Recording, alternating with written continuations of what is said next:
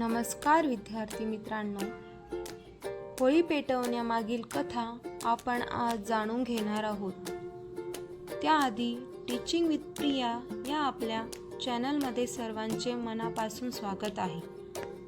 चला तर मग व्हिडिओला सुरुवात करूया। होळी हा भारतातील एक प्रमुख सण आहे। होळी पेटवण्यामागे प्रामुख्याने भक्त प्रल्हाद आणि होलिका यांची पौराणिक कथा सांगितली जाते। प्रल्हाद होलिका कथा ही कथा भागवत पुराणमध्ये वर्णन केली आहे। प्राचीन काळी हिरण्यकश्यपू नावाचा राक्षस राजा होता। त्याला स्वतःला देव समजण्याचा अहंकार झाला होता आणि सर्वांनी त्याचीच पूजा करावी अशी त्याची आज्ञा होती।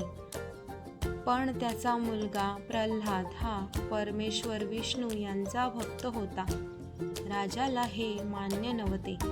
त्याने स्वतःच्याच मुलाला मारण्यासाठी अनेक प्रयत्न केले, पण प्रत्येक वेळी विष्णूने त्याचे रक्षण केले।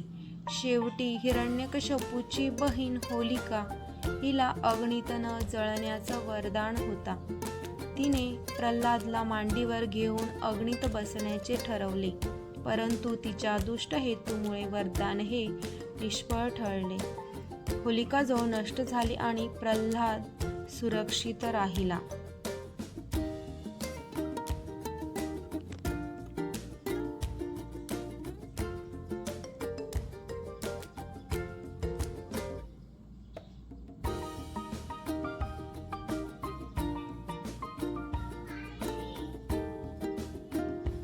होळी पेटवण्याचा अर्थ: 1. वाईटावर चांगल्याचा विजय. 2. भक्ती आणि श्रद्धेचा सन्मान. 3. अहंकाराचा नाश. होळीच्या आदल्या दिवशी होलिका दहन केले जाते। यात लोक एकत्र येतात आणि अग्निपूजन करून वाईट विचारांचा त्याग करतात। धन्यवाद। व्हिडिओ आवडल्यास चॅनलला जरूर सबस्क्राईब करा।